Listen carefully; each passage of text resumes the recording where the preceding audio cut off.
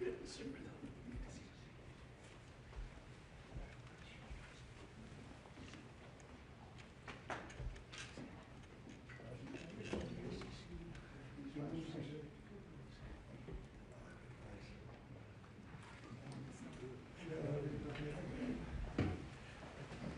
a nice, friendly group.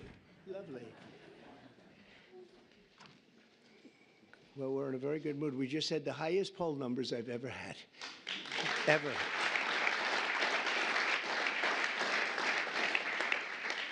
And actually a record for a Republican. Now, I don't know about, have they checked the Democrats too? But we have a record so far for a Republican. Now it's 4 weeks.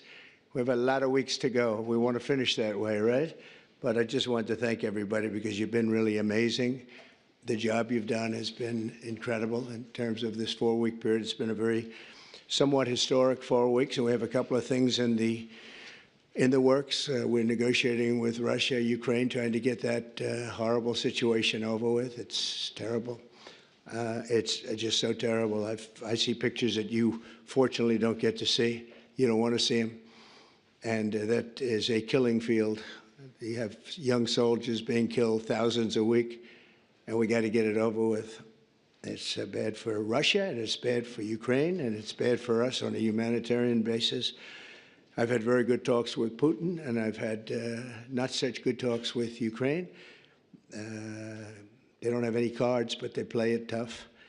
But we're not going to let this continue. This war is terrible. It would have never happened if I were president, but it did happen, so I got stuck with it, and the whole world is stuck with it. And right now you have a country that has its cities, they look like demolition sites. Those beautiful towers, those 1,000-year-old golden domes that were so beautiful, the most beautiful in the world, they say, they're all in smithereens. Millions of people are killed, I think far more people than anyone understands. And we have people that better get to the table and get it ended. Should have never happened. It would have never happened. But I'm delighted to welcome America's governors to the White House. You're amazing people. Even the Democrats are amazing people, some of you. And we've worked together. Actually, we work very well together. I can't think of anybody. There's one or two, yeah, that it doesn't work out so well, but that's sort of normal. But I do want to welcome you, and I want to let you know that anything I can do, I'm here. I'm here for you. And we can do a lot. I do want to say that I left a great place, North Carolina, and we're really working hard there since I've been in. For 4 weeks, we've done more than they've did in all of the period of time. And FEMA was a disaster. FEMA wasn't there. They didn't do the job. And it was a terrible, terrible situation. I've never seen anything like it. And then they actually, when they did get there, a very small group, they chose anybody with an American flag or the name Trump on the front of the house. They would sort of skip that house very nicely. And it was just a disaster. And we've done it the other way. And we're working with a very nice person that we've had good relationships, the newly elected Democrat governor, who's here, I assume, is he? Okay, thank you very much. We're working well together, very well together. And we're not using FEMA so much, but it doesn't matter as long as we get the job done. But the people are becoming very happy. So I want to thank you very much. Great job. We are, and I'm of the opinion, I understand FEMA very well. We had a good situation with FEMA, but it was a very expensive thing to do. And I really believe when there's a natural disaster, a hurricane, a tornado, or whatever it may be, you're very capable people. It's called you fix it. You take care of it yourselves. You don't have to call some faraway state and have people planed in from areas that they have no idea. They come in from Alaska to help you in Florida. They say, boy, this is hot here. This is, by the time they figure it out, everything would have been fixed. It's not a good situation. It's very expensive. You spend at least twice as much. They don't negotiate. They go out and hire local contractors, and they have no idea who they are. And I'd rather have my governor from South Carolina, Henry. I'd rather have Ron. I'd rather have from Florida. I'd rather have, if I could name just about everybody in this room, I'd rather have you do it. You'll save a lot of money. And we'll send the bills. We'll pay, I think, far less. We have to have you have a little bit of skin in the game. Otherwise, those bills will be much higher than they're supposed to be, especially with a couple of you in this room who I know will get bills that you wouldn't believe, record setters. But so I think 75, 25 with the government, the federal government paying 75. And we'll go right through to probably either go through Commerce, maybe go through Marco, because Marco's very good with money. I don't think I'm going to give him to the environmental gentleman, Lee Zeldin here, because Lee's going to say, what's this all about, huh? They gave me this too. You have found some big stuff, by the way, some big fraud. You have, as he said, this one's not even explainable. We're talking about billions of dollars, so great job, Lee. Really, it's sad, but it's a great job you've done in a very short period of time. But I think Marco or Scott or Howard, and if wherever Howard may be, we want to congratulate him. He did it was a great session. He got no Democrat votes. I thought he's been a Democrat all his life, and he got no Democrat votes. They all called him to apologize. And, you know, honestly, that shouldn't be. But he got approved yesterday. But today I'm delighted to welcome America's governors to the White House. And I've known many of you for a long, long time. And this week we're forging even stronger bonds of cooperation to better serve the American people. I also want to thank the members of my cabinet who have joined us for this meeting, and they really have gone right off the bat. And I also want to thank Senator Thune, because I'm hearing we set a record on approvals, and I was screaming. I thought it was going so slowly. I think we have a record.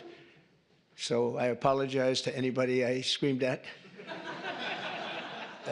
But no, it was announced this morning. I think we had a record for the number of positions, so that's great, and they're great people. So I'll begin by introducing Secretary of State Marco Rubio.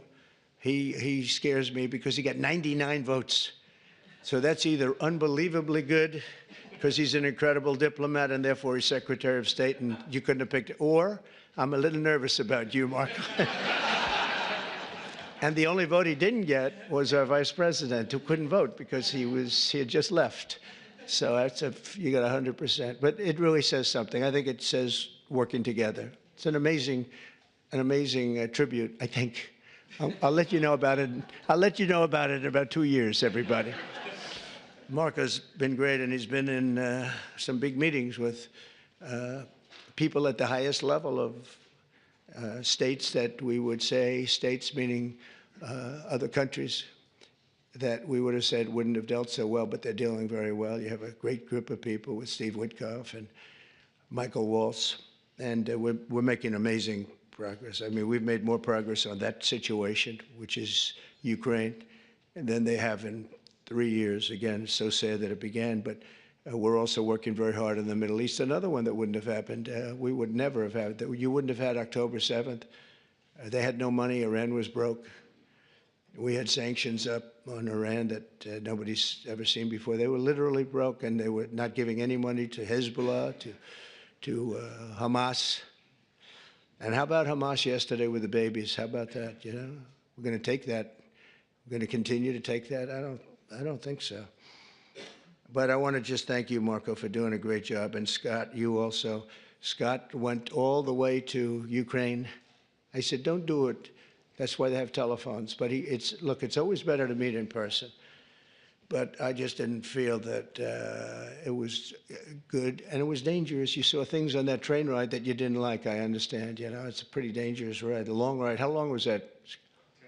10 hours. 10-hour ride? That's after you get there. And a very dangerous journey, but he wanted to do it. He's a patriot. He wanted to do it. It's better to do it than it is with a telephone. Always better. I always say it's much better to meet in person, but that was dangerous. I like him. Therefore, I didn't want him to do it. If I didn't like him, I would have suggested he do it. In fact, I'd say, go back today and let's give it another shot. But I hear that they're going to agree pretty much with what. But that's not the big thing. The big thing is getting it done. And we'll get it done. Also, somebody who's been so popular right from the beginning, very, very little opposition. But she's fantastic. She was the Attorney General of Florida for 8 years, highly respected, and just an amazing person, amazing leader and woman, Pam Bondi. Good, Pam. How's it going? Good? You got enough work? You got a lot of work over there, I'll tell you, man. She's going to be unbelievable. I don't even think about it. Interior Secretary Doug Burgum. And Doug, I don't know if Doug's here, he was last night. Oh, good. You just disappear right into the woodwork, huh? Doug is a man who made a lot of money, actually, but in technology, sold to Microsoft for a lot, and decided he wanted to do a Trump thing, and he did, and he won easily.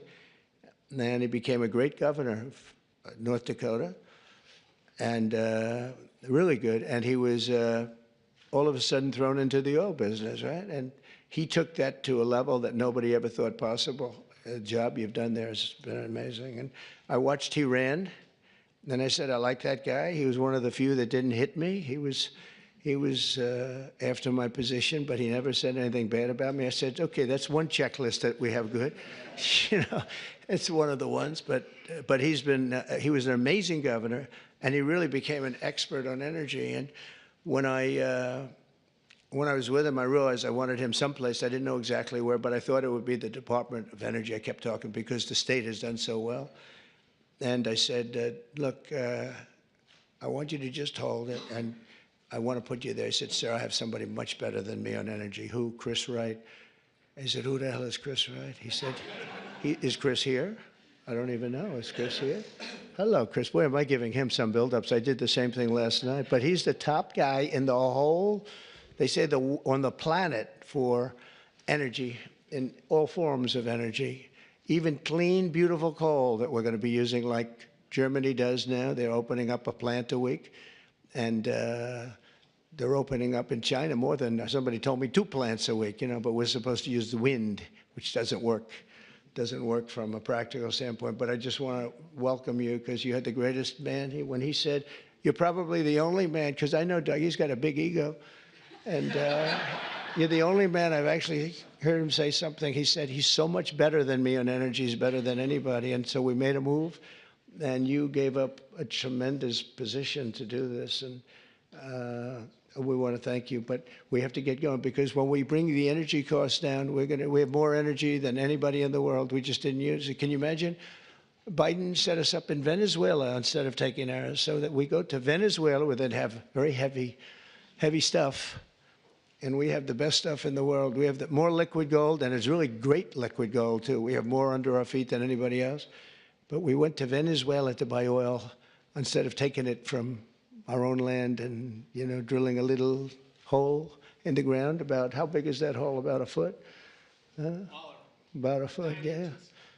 We drill a little tiny hole, and we could have taken it instead of all of the problems. And then we've made Venezuela strong again. You know, they've given them a lot of money. They never thought they were going to have so much money, and all the people are leaving. So you're going to have one guy sitting there with a lot of oil under his feet. That's not a good situation, but we're having talks about that whole mess. What a mess. That was another one that was done. He was ready to quit. He was going to be out. Marco, you know that better than anybody. Marco's been very staunch against what took place there. And we were going to have that in any form we wanted it. But Biden made them strong. It was the worst administration in history, and I say that with a lot of Democrats, but I think you believe it too. You can't say it, but you believe it. But I just want to thank you, and if you get those prices down, you know, that's what caused inflation, the energy. I mean, the spending, but I think even more so the energy. The energy went up. They stopped the oil leases. They stopped a lot of things that we were doing, and then they went back to what we were doing as much as they could because the prices were going through the roof. Remember that initial surge? It was brutal. And they went back. They let any rig that we had up just drill, you know, and they ended up doing similar numbers, but we wouldn't have been at those numbers. We would have been double or triple those numbers. Those were from years ago. But energy caused our problem. But I just want to thank you for recommending him. And what we've done is he's the head of Department of Energy. He's Department of the Interior. And it's really screwy because the Department of the Interior has all the energy, other than some nuclear energy that you're in charge of. But he has all the energy, has all the land, all the great places, best. We have more than any other country in the world, and he's in charge of it. The problem is he can't drill. And he drills, but he has no land. So what do? We said, I have an idea, let's merge them. So we merged them intellectually. I don't know if we did it legally, but we did it intellectually. So now he gives up the land and he gives up the drillers, and you're going crazy, right? You're going wild, and you'll do it beautifully, environmentally well, Lee, we'll make sure. But we have a lot of things, but we had a merge. I always wondered, why doesn't the Energy Department do more? And they didn't do more because they don't have any energy. It's the craziest thing I've ever seen. We'll probably have to make maybe even a change in that, somehow merge them or do something, because it's pretty tremendous what you're going to be able to do. Agricultural Secretary Brooke Rollins, who's so fantastic, and she's been at the head of so many different things and loyal from the beginning. She even opened up when we had a rather shocking defeat. She opened up we call it an institute. I've never seen anybody raise money like her. She raised hundreds of millions of dollars on this fabulous thing. But I said, look, we want to win another race because I think it's really important to win twice. And I won 3 times, if you think about it. So but it's only the Republicans smile when I say it happens to be true. But Brooke has been amazing, and it was really tough because this last election, I go to a person and say, sir, I just gave you $10 million. Oh, where did you give it to? I gave it to Brooke. You gave it to Brooke. She's spending it on policy. We don't have to worry about policy. We have to worry about getting elected, right? But Brooke is fantastic, and she's done such a good job, and she's Make America Great Again, top of the line, right? And she's going to, and what I didn't know, and as soon as I found out, I said, that's that. She studied, that's what she studied, agriculture. She knows everything about it, and she's going to be a fantastic secretary, and you'll do something with the eggs, because I'm hearing so much about eggs. You'll figure it out. You got to figure something out fast. But and we inherited all of the problems. At some point, a few months down the road, we won't be able to say it's so much us. But the big things, really, we can blame other people for, to allow criminals into our country at levels that nobody's ever seen before, to allow people from jails, to have countries from all over the world be allowed to empty jails into an open border. They emptied jails and prisons, mental institutions, insane asylum, gang members, drug lords, drug people on drugs, people that are very sick. They allowed them to come into our country totally unchecked, unvetted. And right now we have a great gentleman, Tom Homan, who's doing an unbelievable job, and Christine Ohm. They're doing a great job, but it's something we should have never had to be done. And you see the levels of crime that these are serious. They make our criminals look nice, I'll tell you. That's the only thing we get out of it. Our criminals are very nice people by comparison. These are seriously tough people. The various gangs, whether it's MS-13 or the Venezuelan gangs, they're as tough as nobody's ever seen toughness like this. Secretary of Health and Human Services, nobody knows this particular gentleman. He sailed right through. I thought he'd get a lot of, I said, well, he's going to get a lot of Democrat votes, Ron. I said, he's going to be an easy one, right? I told Ron DeSantis, I said, this one's going to be so easy. He's going to get all those Democrat votes. I don't know. Thank goodness for the Republicans, right? Robert F. Kennedy Jr. And where is Bobby? Where is Bobby? So congratulations. Was that as easy as you thought? Just quit. Well, in the end, they all voted for him. He did pretty well. You got through. But, we have one stat that I quote, the autism stat. And you hear different numbers, but it's thousands.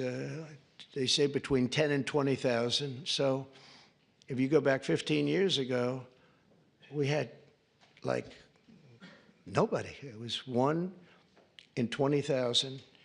Now we have 1 in 34. Is that right? 34. So 34 or 36 kids have autism.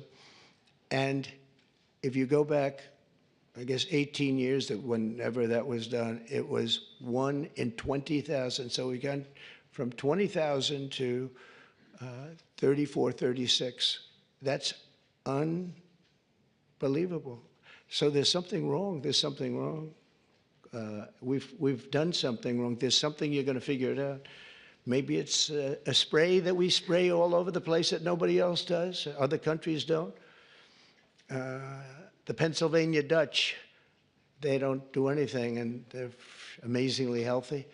And he understands. He's working with Dr. Oz, who's a really smart guy. I know him very well. And those two guys are going to figure out, they're also going to figure out why in the United States we pay $1,300 for a drug, one that we were talking about, and in London they pay, literally they pay $200, even less. $88 I heard in one case yesterday. They pay $88, we pay $1,300 for the exact same drug from the exact same factory, from the same plant where it's made. We've got to figure that out. So I hope you focus really a lot on the cost too, because Americans are being screwed, and it's no good. They're not going to put up with it. Secretary of Housing and Urban Development, another one I know very well. He's going to be fantastic, Scott Turner. So, Scott, congratulations. Man, oh, man, you are something. He got up and we had a great meeting yesterday, right? He got up and spoke. He's a good speaker, that one. And everybody loves you. Everybody knows you. Great guy. You're going to do fantastic. Well, you got a good recommendation from Ben Carson. Once Ben Carson recommended you, I said, all right, that's okay. We love Ben Carson. Nobody like Ben. Secretary of Energy, I introduced, Chris Wright, and Secretary of Veterans Affairs, Doug Collins. I know Doug so well. Oh, where's Doug? Where's Doug? That voice during the Mueller hearings, that beautiful voice. Do you know, remember the catastrophe that every Democrat remembers this, when Mueller went to testify? This was not a good situation. That's where it all ended, Pam, when he didn't know anything about anything. And Doug said, you don't know what we're talking about, do you? No. This was not a good day for them, but it was a good day for justice, I can tell you that, for fair justice. EPA Administrator Lee Zeldin, he ran for governor of New York. In theory, you have no chance, but actually, he almost won. It was a fantastic run, amazing run. And he's very smart. He was a congressman. He was fantastic on the hoax, the various hoaxes I had. I had a lot of hoaxes, so many I don't want to name them all. We don't have enough time. But he was always very strong, great lawyer, tremendous lawyer, and also a big believer in the environment and keeping it good and clean and healthy. And I just want to thank you for the job. And the only thing I ask is that you go speedily, because, you know, a lot of people use the whole process, the environmental impact process, to delay projects. We just want them to go quickly.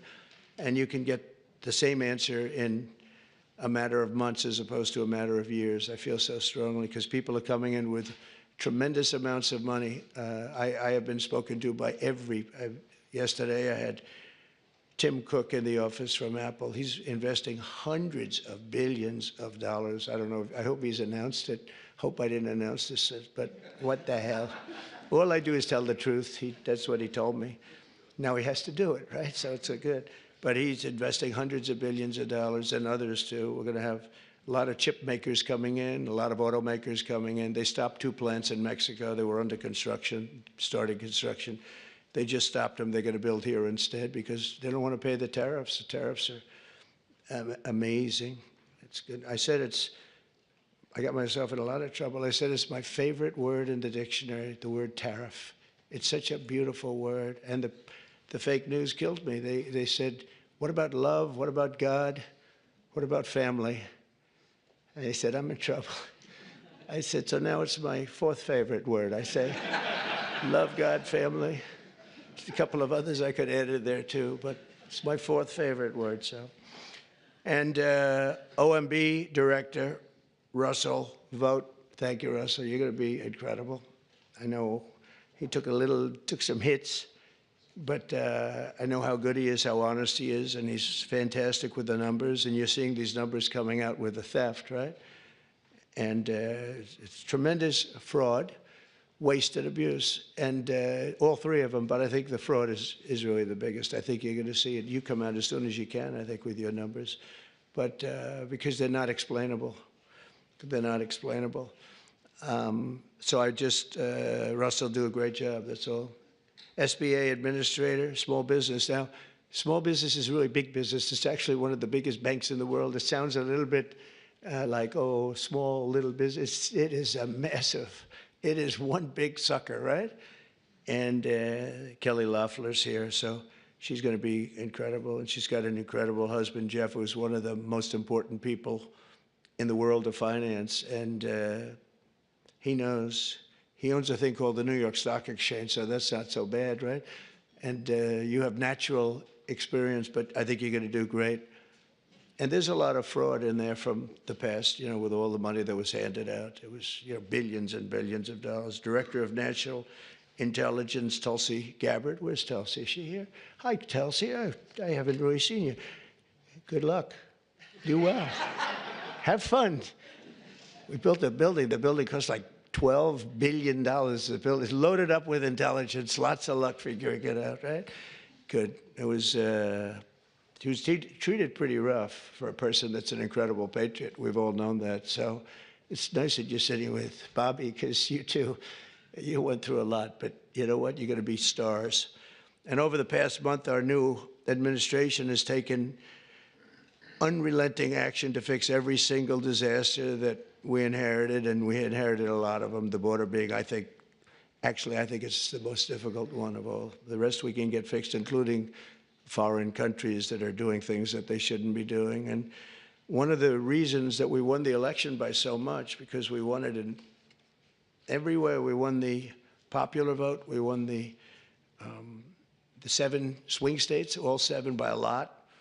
And we won by millions of votes, the popular. It's always hard. I guess it hasn't happened in a couple of decades for a Republican to win the popular vote. I think that that's changing so rapidly. But we had another thing that was pretty amazing. We had, of the 3,000 counties, we won 2,500 of them.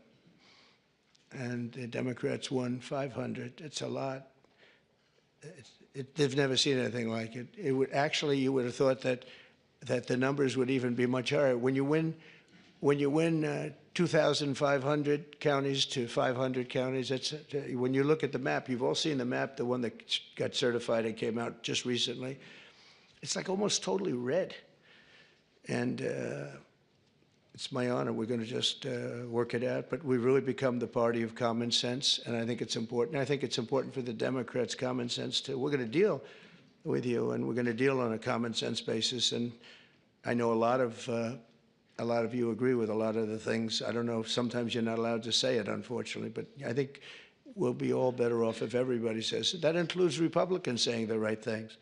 So on day one, I declared a national emergency on our southern border to stop the invasion of our country, because we were being invaded. Millions and millions of people. I figure 21 million people, and of that, 2 or 3 million were criminals. And many of them were people that countries didn't want. They would put them in these massive, large caravans. I came up with that name a long time ago. That's what it is. It's a caravan.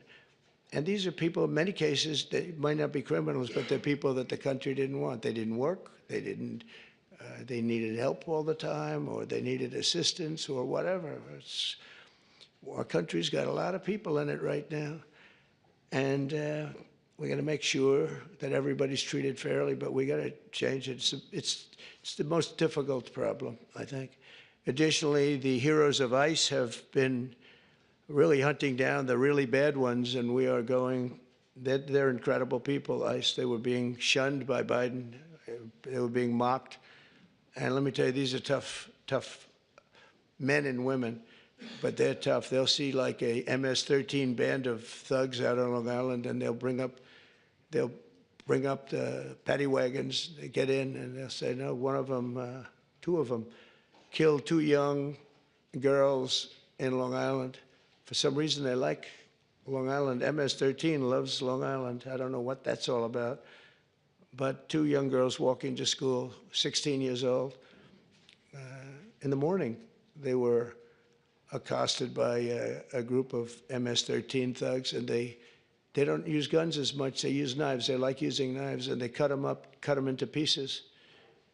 and left them and killed them, cut them up into pieces, little pieces. And they used knives because it's more painful. And ICE went in. They have no fear of these guys. They went in and they just knocked the hell out of them. And they'll go into a pack. They call it a pack, not like a political pack. Political packs are slightly nicer. But a pack of these MS-13 people or Tren de Aragua people from Venezuela, and they'll just walk in. It's all you'll see is fists going for 5 minutes, and then you'll see these guys walk out, and they got them between their legs, and they're bringing them, getting them the hell out of the country. These are rough people that we have to deal with. But ICE is incredible. Border Patrol is incredible. Law enforcement, the people in law enforcement, we make their job so difficult by allowing people like this into our country. We just shouldn't do it. So I've just designated the group from Venezuela, Tren de Aragua, as a foreign terrorist organization. I mean, they, in Colorado, they went in, and other places, they literally take over. They're like me. They're in the real estate business. They take over real estate. And they literally take it over. They just claim it. And they tell tenants to get the hell out if you don't get out. They had one case where a guy called the cops, and they went in, "You call the cops?" "Yes." And they cut off his fingers. He says, "You don't call them anymore. You cut off the other fingers on your other hand." These are not nice people. But federal, state, and local cooperation has to be the backbone of border security. So I hope, as governors, I know all the Republicans are very much in tune with Tom Homan and Christie and everybody, but I hope everybody, because ultimately you want to get the criminals out of your state. And we're focusing on the really bad ones. We have 11,088 people that we know of that are murderers, that are actually murderers. And I can't imagine anybody wanting them in their state, whether you're a Republican or whether you're a Democrat or whatever you may be. I mean, we have many of them murdered more than one person. Some murdered more than 5 people, and they're in our country. They let them out of jails. These were convicted people, and they let them out of jails because it's very expensive to have somebody in jail for a lifetime or whatever it might be. And they brought them in here. The American people expect every city and state to fully honor ICE detainer requests, and we hope they can, and to ensure the safe transfer of criminal aliens into federal custody for immediate removal from our country. You know, many of the countries said, "We're not ever going to let them back." Under the Biden administration, I remember it's Venezuela, he's a tough guy, and others, they said, "We're not letting them back. They're out of here, and you'll never bring them back. They're not coming into this country." And Biden said, "Oh, we can't bring them back. They won't take them." Well, we took them. And every single country now, you saw it with Colombia, you saw it with Venezuela. In fact, they actually offered to send planes to pick them up, and they'll pick them up so that we don't have to go through the expense of sending a plane. Is that correct, Marco? Even Marco couldn't believe that one. But they literally are sending planes to pick up these people. And they're rough people, and they're picking them up, and they're putting them in the planes. There's no excuse for any state attempting to aid and abet dangerous criminals, killers, drug dealers, really bad people who are violating federal law and violating the law by being in our country. To combat inflation, I declared a national energy emergency, and we had to do that. One of the things we've done is by doing that, we can go very quickly. You know, a lot of companies are coming in, but they need tremendous electricity, amounts of electricity. Who would have thought, Doug, right? But they need more electricity for AI than we have right now in the country. In other words, we have electricity now for the whole country. They need that just for that one industry. So they're coming in with, and we're going to be leading. We're now leading on that. We've really opened it up, and I hope it's good. But we opened it up, and we're leading China by a lot. But China's giving them tremendous electricity because they do whatever they want to do. But we're working with Lee. And I've told these people they're going to spend hundreds of billions, trillions of dollars, actually. So I need double the energy that we have right now, and even more than that, from what I'm understanding, which is hard to believe. In other words, take every car, everything, every building. We need, whatever it is, 100% of the energy. We need that amount just to be in the #1 position. And we need really more than that to really dominate, which I think we'll be dominating. But I told them, and they can't believe it, I said, we're going to get you quick approvals, and you're going to build your own electric plant so that you're going to create your own electricity when you build your plant, which will be massive. These are massive plants. But when you build your plant, we're going to let them build an electric generating plant where they build like a utility. In other words, instead of using Con Edison, like we have in New York, hello, Governor, nice to see you back there. And we do have Con Edison, and they don't do a bad job, actually. But, they could be a little cheaper with the price, perhaps, but they don't do bad. But we build our own utility. They can have their own utility. If they have any extra, they can put it onto the grid. But this way, they're not subject to a bad grid or a dangerous grid or a grid that gets taken out by bombs or war or anything else. So they actually couldn't believe it. They said, you think you could get that approved? Yeah, I'll get that approved very quickly. They couldn't believe it, and they're so happy. And they're going to do some in Virginia, some big ones.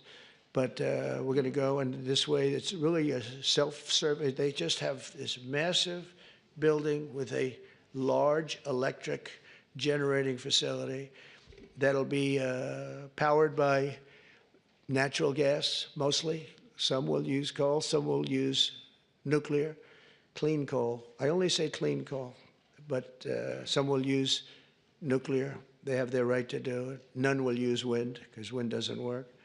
It's just terrible how an environmental person can like wind. It kills the birds. It's very expensive. It's 7, 8 times more expensive than other forms of energy. Every wind turbine in the country that goes up needs massive subsidies. It's really the only energy that needs subsidy, essentially. The solar's doing okay. So it's the only one. But to combat inflation, I declared that national energy emergency, and we're going to unleash the liquid gold under our feet to bring the prices way down. That's going to happen. And again, we're going to have a big part of that's going to be natural gas, which is very, very clean, and clean coal. We're going to do as many forms of energy as we can. And it's going to be something I think everybody knows, and you're going to call me or anybody else if you have difficulty or problems, but you're going to have levels of business being brought to this country that you've never seen before. The tariffs are bringing them more than anything else. The country's bringing them, but the tariffs are bringing them. They hadn't been here, and we're creating tremendous tax incentives. But the biggest incentive is they don't want to pay 100% tariff or 200% or whatever it may be. And as you know, we're going to be announcing tariffs on cars from foreign countries of 25%. That'll be done in probably April 2nd. I was going to do it April 1st, but I said, I don't like that date. It's going to cost a lot of money to wait one day. You know, I don't know. What do I do there, Pam? Maybe should I do it just April 1st? It costs a lot of money, that extra day, Marco. You figure what that costs. Let's do it April 2nd, right? I just don't want to take the abuse. We created the new Department of Government Efficiency, which you may have heard about, DOGE, which is now waging war on government waste, fraud, and abuse. And we've begun the largest deregulation of industries and other things. It's proper deregulation that has ever done. I lead the way on my first 4 years. We did more deregulation than any other president in history. And I brought a little list along that I thought I'd just read some of the places when you mentioned DOGE, some of the places that this money has gone.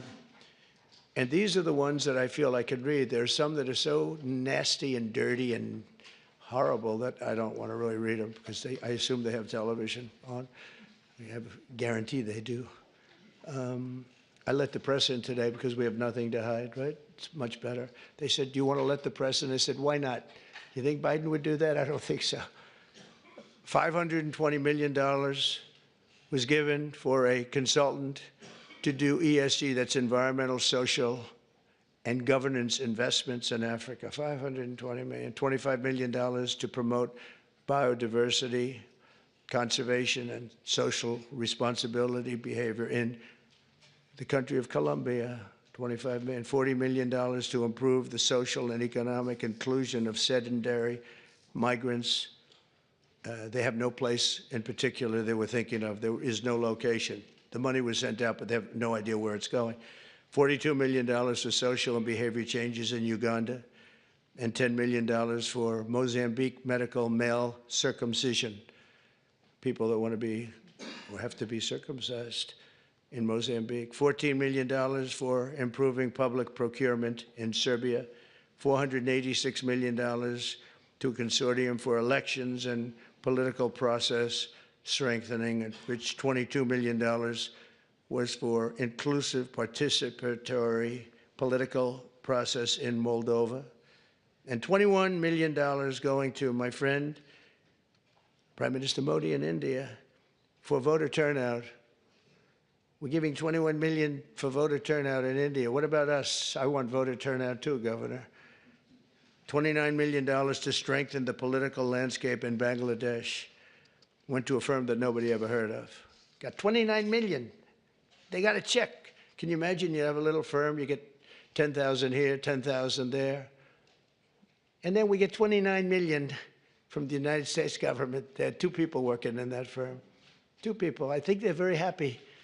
They're very rich. They'll be on the cover of a very good business magazine pretty soon for being great scammers.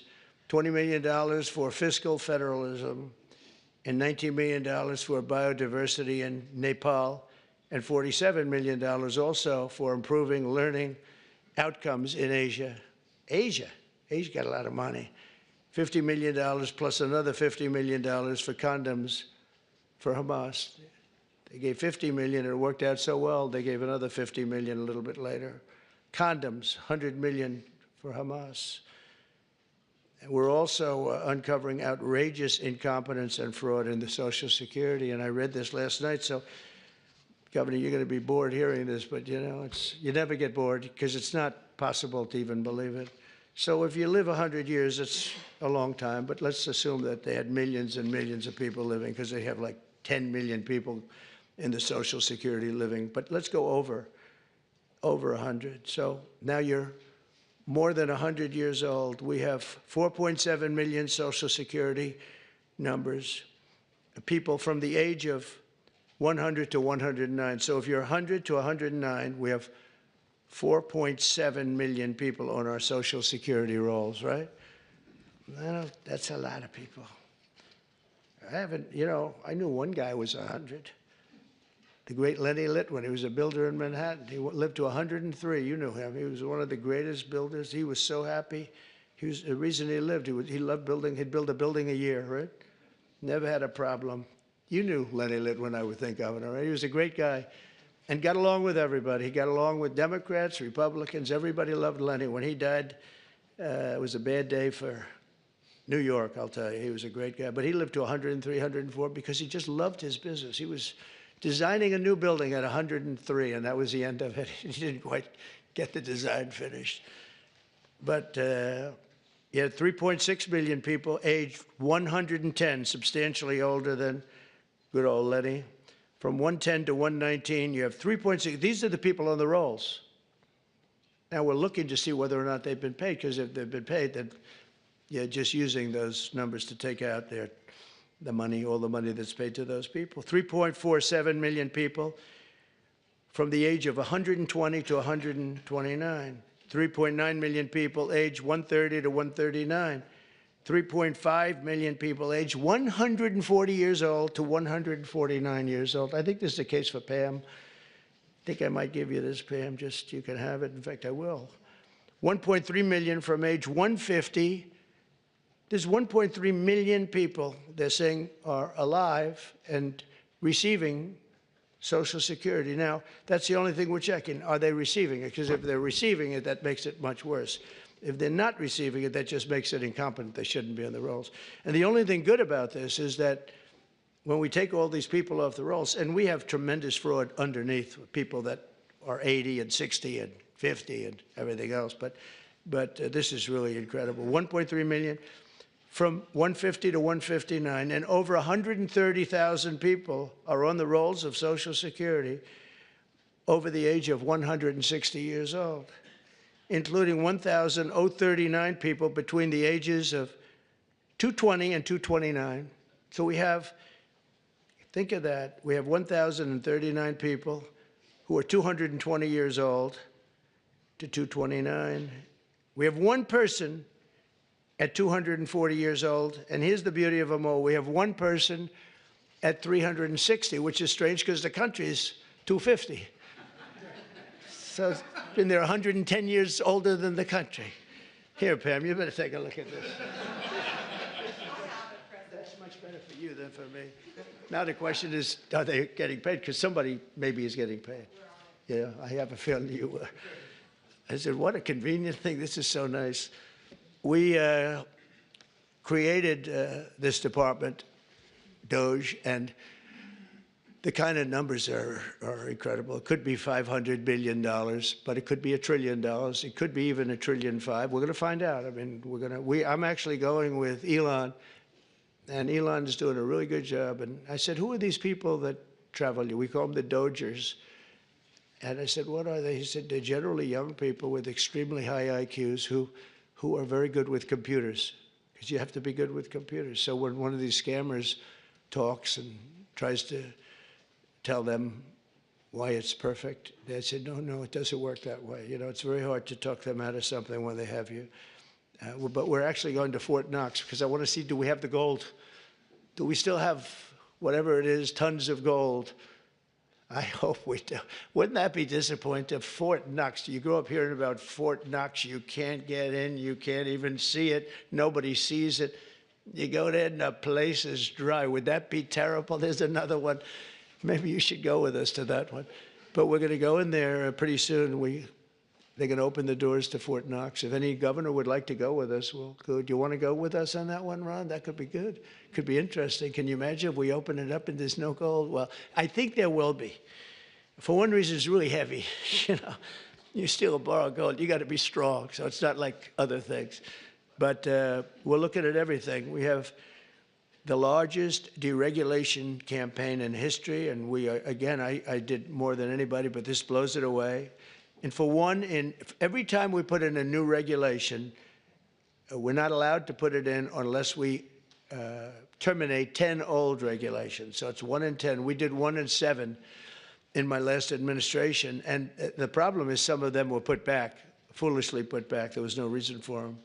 So if you truly want a turbocharged economy, you have to do that, and you have to get rid of the regulations. I think one of the reasons before COVID, and we did a great job with COVID and it was a hell of a thing for all of us, everybody here. But some countries will actually never recover for what they went through. But we ended up giving back. When we turned over the reins, the stock market was higher than just previous to COVID coming in, which was an amazing achievement. But we were, just prior to that, I would never forget, I was sitting down with 2 consultants, the 2 great pollsters. They said, sir, this economy is so good. We're the greatest economy in the history of the world. We were doubling up China. I was also charging China hundreds of billions of dollars in tariffs, which no president charged them anything, but they were killing us. But we were beating everybody. Everybody said that in 2018, China was going to overtake us as the biggest economy in the world. And by the time I got finished, we were so much bigger than China, and we still are now. But another 4 years like we had just passed, you will have China being much bigger than you. There's no reason. If we have a smart president, there's no way that they should ever be able to catch us. But these pollsters said to me, sir, if Abraham Lincoln and George Washington came back from the dead and they ran as president and vice president, they'd never be able to beat you. I said, thank you very much. The next day I go into my office and a group of scientists are sitting there. Sir, would like to tell you there's something very bad happening in China. There's dead bodies all over the place. And that's the first time I heard the word pandemic in a long time. And that's where it started. And you know where they were? All around the Wuhan lab. That's why from day one, I was saying they had little slits like this. You saw them from the air, from space. And they were just little slits, but they were body bags. They were black body bags all over, so many. And that's where it came from. One other thing, just before we leave, I think you should do this. For my safety and security and for the good of our nation, you should do it anyway, regardless, even if it costs 10 times more, but it actually costs you just a tiny fraction. If you went to paper ballots and you're voting, and I would hope that every Republican would, so it costs exactly 8% of what the machines cost. These machines, they got something going. They get business. It's amazing. So paper ballots, and paper is very sophisticated today. Paper, it's called watermark. It's impossible to copy, impossible to cheat. It's actually hard to believe that a piece of paper is highly sophisticated, but it's watermark, and it's very, it's amazing actually when you see it. You can't cheat. But if you went to paper ballots and same-day voting, and if you went to voter ID, and also one other thing, you want a proof of citizenship, those four things: proof of citizenship, voter ID, paper ballots, one-day voting. And if you went to two-day voting or three-day voting, but some of these states, you had 64 days. You know, California just finished up just a short while ago. They were voting a week and a half ago. They're trying to finish them up. And other states, too. They were weeks after the election. I mean, if that were a close election, you'd have to wait for weeks and weeks and weeks. You got finished fast, Brian. Thank you for your help. We did very well in Georgia. That was very nice. But some of these states, if you had a close election, you wouldn't know who won. And then, you know, once that happens, then you really never know who won. But you would save tens of millions of dollars, forgetting about right, wrong, and security, safety, our country, our Constitution, and all of this. Number one, you'd have a much safer election. Number two, everybody, you'd know the results of your election by 10 o'clock. Everybody, it's a beautiful system. It's boxes of 5,000, boom, boom. And you can go and examine each box. It's so simple and so good. I did ask Elon, because he knows more about computers than anybody I know. I said, what do you think of the voting system? He said, computers are not meant for voting.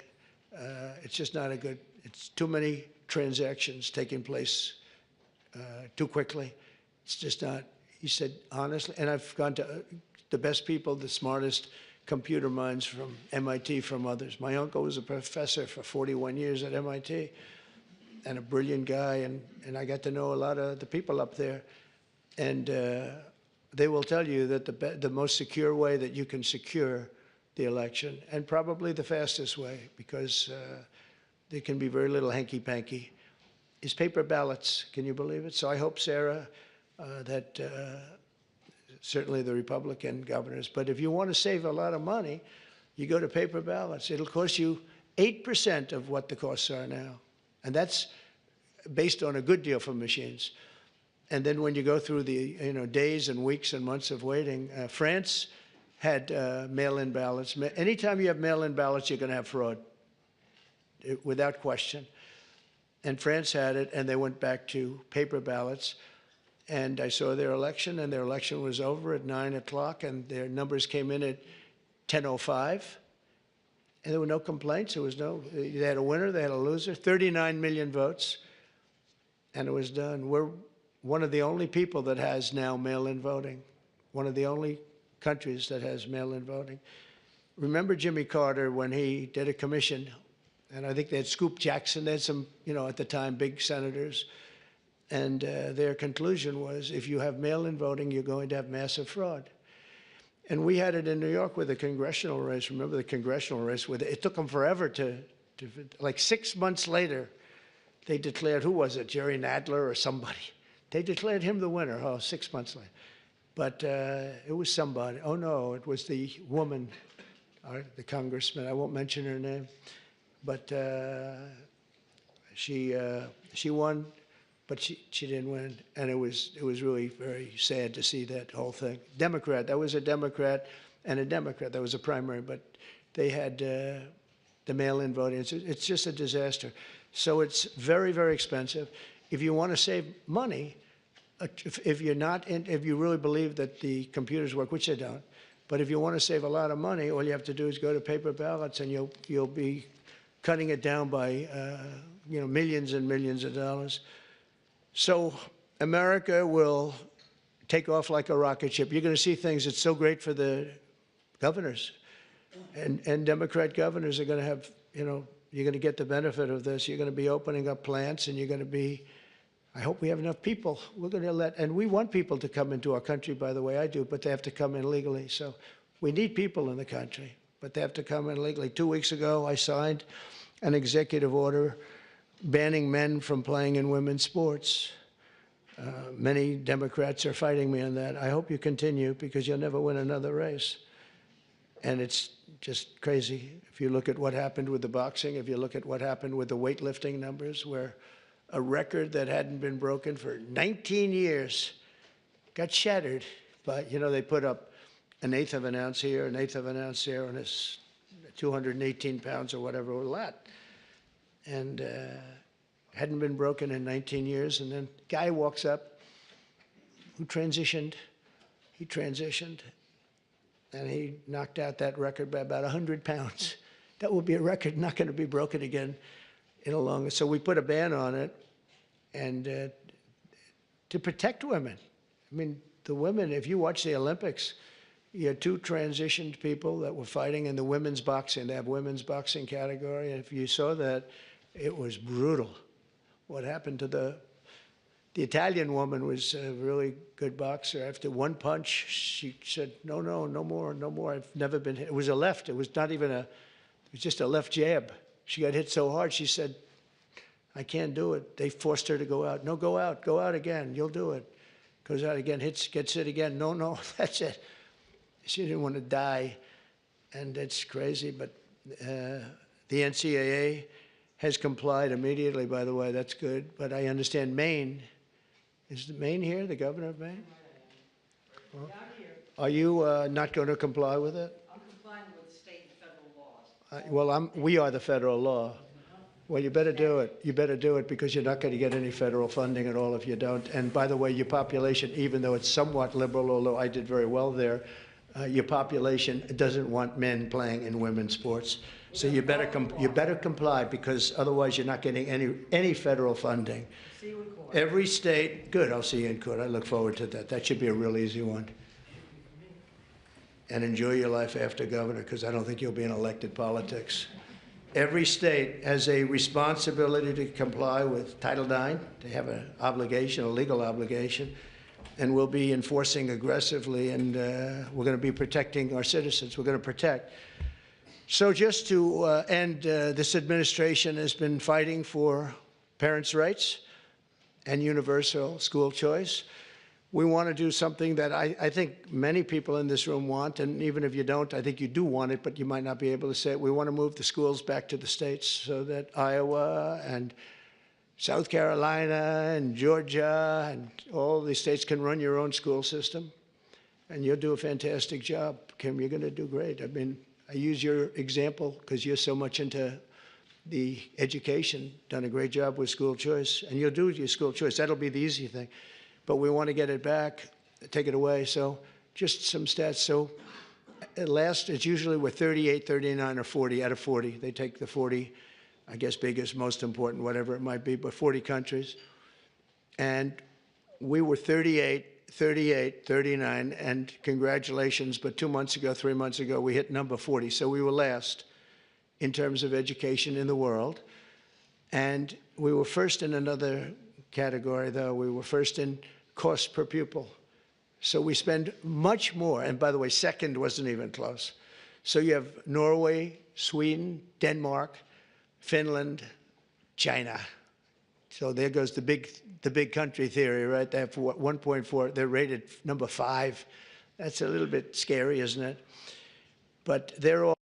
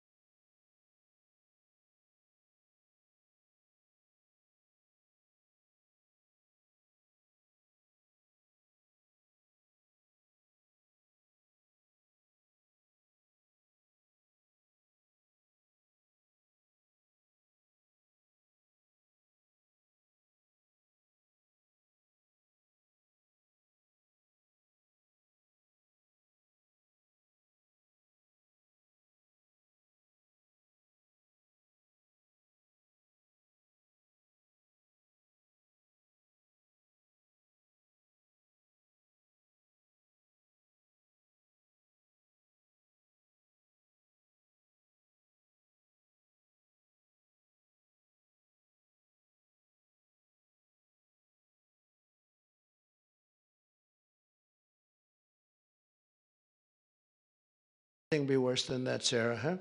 So what happens is we are going to make a very strong push on closing up the Department of Education. We'll have one person sitting there just to make sure that they're teaching English, reading, writing, and arithmetic, okay? Just, that's all. The rest of it is up to the governors. We have great governors, really smart people. Brian, I think you'd love to have it in Georgia because you could do a great job. And you're being told, Ron would love, Ron sitting there saying, oh, give me the education. You're being told by people in Washington that don't know much about your state and maybe don't like your state, maybe don't like you, maybe don't like your pupils, about what they should be doing. And I'll tell you what, we will compete. Many of our states, I figure 35 of them, we're going to have 35 great ones. We're going to have 5 that are okay. Then we'll have another 5 that are blah. And then we're going to have 4 or 5 not so good. But in a place like New York, we could take it as an example, Westchester County. You go Westchester, Suffolk. You go out on Long Island. You do upstate New York. You know, you break it up into quadrants, Manhattan. But I think you could do a great job. I think that I think the states will do a fantastic job. And we send the money directly to the states. And we're not looking even for the cuts, but you'll spend a lot less money. You're going to spend a lot less money. You know, as somebody that spent a lot of time in Washington over the last number of years, it seems like every building is a Department of Education. But I'm saying, what do these people do? What do they do? But if we could send education back, and Linda, as you know, is going through the process right now, and I think she's doing really well. She's great, Linda McMahon. And I said, Linda, you're trying. I really want you to do a great job. But you're really only doing a great job if you have no job by the time we finish. You have to create no job for yourself because we want this to go back to the states, and she agrees. And if we can do that, I think it's going to be one of the most important things we can do. So the governors, the people in this room, Democrat, Republican, will run their own school system, and we'll back them 100%, and we'll pay like we do now. But I think we'll end up having to pay probably half. But that's not the reason I'm doing it. I'm doing it because we give really bad education. And as far as the teachers union, I love teachers. And I imagine unions might form in some of these places. And if they do, that's fine. You'll deal with it. So this isn't against unions. It's because I won unions. I won the Teamsters. When you win the Teamsters, that's serious. But I put in a person as Secretary of Labor who I really did it because the unions treated me so well. The auto workers, I mean, so many of the unions, the firefighters, the police unions, I got like 98% of the vote. We're looking for the other 2%. Nobody can find them. So, you know, I grew up in New York, which was union territory. But we want to be able to have great education. If we don't have education in this country is going to go down. When you hear China is rated number 4 and 5 every year, and, you know, they're a serious competitor. So I want to thank you all. And I do want to say again, call me at any time. I will take your call. If you're a Democrat, I will put you ahead of the Republican. If I have a Democrat or Republican call, Simon, I will put the Democrat first. Okay, I promise. And probably, sort of promise, right? No, I will. We'll take good care of the people in this room. And it's an honor to be with you. You're very, very smart people. To do what you do, to get elected, it's a tough business. But if you could take back education, and if we could do some of the things that we just laid out very easily in this plan, and you have a federal government that's behind you all the way. We'll be sending help. As an example, if we do get rid of FEMA, which we should, it's very expensive, doesn't work. But we'll be sending federal help in if you have a big hurricane or a tornado or all of the things that I've been watching. And you'll be taken care of much, much better than you're taken care of now. You have to wait around for these people to come, and they come so late. But the worst example was what you had to go through in North Carolina. What happened there was a terrible thing. So congratulations on your victories, and you're going to have many more victories. And I'm here for you. If you want to ask a couple of questions, you could, if you'd like to. Yes, please. Thank you, Mr. President. So I think we share excitement about disaster response and how we can make it better. We've all had disasters. We usually love to see the president after disaster. That's never fun. Right. We have fires, other people have floods, hurricanes. We want to be a part of helping to make a federal emergency response work, changing FEMA so they're not putting square pegs in round holes. So involve our group because we're the ones on the other end of it saying, oh my God, why are they coming with this when we need that? Right. So we're ready to help. Good. Thank you very much. It's very nice. I agree. Yes, please. President, thank you for welcoming us. As we go through the process of putting in your priorities as president, would you give us an opportunity to speak with you about, say, return on investment? Sure. Before we go, for example, into, oh, forgive me, we've heard and we'll wait the decisions you make and the Secretary will make, but for instance on Medicaid or Medicare, Sure. if cuts are proposed, perhaps give us an opportunity as governors to prove to you that we can make these programs worthwhile. That might help us on our I budgets. love that. I think it's great, Bobby. I think it's great. One of the things we're really focused on is bringing down the costs, and we haven't been treated very fairly, especially over the last 4 years. And as you know, we had transparency, which is one of the biggest things that could have happened. And Biden, for whatever reason, terminated that. That would have brought down the costs tremendously. But we'd love to have your ideas on any of them, Medicare, Medicaid, any of it. And we will, if those ideas are good. You probably have better ideas than anybody as governor. So we would love that. Thank you. On that issue of healthcare, we've talked about it before. If we reform the healthcare industry, and you tried to do that in the first administration, and they tried to fight it back every step of the way. We all deal with high healthcare costs in government and the private sector. And if we reduce that from 20% of our GDP down to 10 to 12, you can pay for a lot of things in government that we can't currently do it. We need to get the industry in line helping us do it as well. Well, you're a good example of it, and in your state, they've done a good job, but you're going to get those numbers down even lower. I know that. That's something very strong for you. And as you have ideas, I'd love you to pass them along to the other governors here.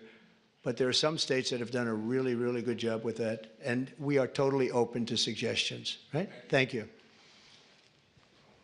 Yes, Henry? Mr. President, thank you for having us here. It's the de minimis rule in tariffs. We've got the amount that is self-declared now is $800. If you say your package coming from wherever is under $800, it's not inspected, there's no tariff on it. Problem is there are a lot of things coming in that are over that. That's right, and we're not doing that anymore. And also there's fentanyl coming in, I think, to all of these states. That's a real problem, and I think that everyone is sharing that. Thank you, Henry. So I had a deal with President Xi just prior to leaving office, but before the election, that President Xi was going to give the maximum penalty to anybody sending fentanyl into the United States. His maximum penalty is death. If you notice that every country that has the death penalty has no drug problem. They execute drug dealers. And when you think about it, it's very humane because every drug dealer, on average, they say, kills at least 500 people, not to mention the damage they do to so many others, but they kill large numbers of people. China, Singapore, actually there are quite a few, many in Asia, where they have the death penalty. There's no drug problem whatsoever. They come to our country because we have a much softer policy. We give them a slap on the wrist and say, kill a lot of people. So we are going to, I don't know if our country is ready for it. I am ready for it. The death penalty if you deal drugs, you have to set out guidelines like fairly large numbers, et cetera. But you'll have it go down very greatly. One of the things we're going to do is we're going to do an advertising campaign. They're working on it right now, and that's saying how bad drugs are for you. I was speaking actually to the president of Mexico saying, you can't send the people through your country. And I said, you're not a big drug-taking nation. You send us plenty of drugs, but the people aren't drug-taking. And she said, yes, we're not a consumer nation. That was a very interesting term. And I said, so why aren't you? What are the reasons? Why is it? It's true, Mexico, they don't have a lot of drug problems in terms of taking the drug. He said, well, two things, and a lot of you could do with the second thing. He said, we have very strong family values. I said, but so do we. I see people They die of a drug overdose. The daughter, the son, the mother and father will never be the same. Never be the same. Their life is ruined. Their life is over. I've seen it so much. So we have strong family values, also family members and relationships, just as strong as Mexico. What's the other? Well, we spend a lot of money on advertising saying how bad drugs are for you. And I said, oh, I never learned anything on phone calls. This time I learned something. I said, you know, I never thought of that. Because we set up like committees, and you can't have the death penalty, I guess, but I don't know, someday somebody's going to get sick of it and do it, and you won't have any drug problem in this country. But, and you can do it on an individual state basis for the governors in the room that want to do it, but you will not have a drug problem in your state if you did it. But I will say this, we have a situation where we have now hired a couple of the best agencies, and we're going to spend about 100 million, maybe 200 million on advertising, saying that when you take certain drugs, the drugs, fentanyl, et cetera, it destroys your skin, it destroys your teeth, it destroys your brain, it destroys everything. And really horrible commercials. I mean, I've seen the first of them, and they are brutal. They are brutal. And when some young kid is sitting down watching this commercial a couple of times, I really don't think they're going to be taking drugs. So I think that this is, I mean, this is a big statement, but I think we can drop it 50%, 50, by doing this. And I give her credit. She was talking to me about it, told me about it. But I knew immediately as soon as she said it, it was not, she didn't have to say anymore. She went on to tell me different things, but it was just the concept of it. And I think states can do that too. If you do commercials talking about how horrible it is, drugs. I mean, what it does, I mean, you look at their skin, it gets eroded, their teeth are, you can tell. I mean, you can see a person that takes a lot of drugs, especially fentanyl and some of the others, the bad ones, the real bad ones, some of them, the heroin. It's unbelievable what it does to people. And we're going to put very, very strong ads. And now that I'm thinking about it, I think you should put on strong ads too. Really strong ads. I think it's an unbelievable thing. We'll all do it. We're going to do it on a national basis, but you can do it individually on an individual basis. And you can also look, I think, you'll have to get rulings in this, but your states have the right to go death penalty also for drug dealers. And, but only do that if you want to get rid of drugs, because if you don't do that, it's a little tough. But I think the advertising will have a huge, I think we can get it down by 50%. We set up, we did great. We got it down 18%. I said, that's not a lot though. It's, everybody was giving us credit, oh, 18.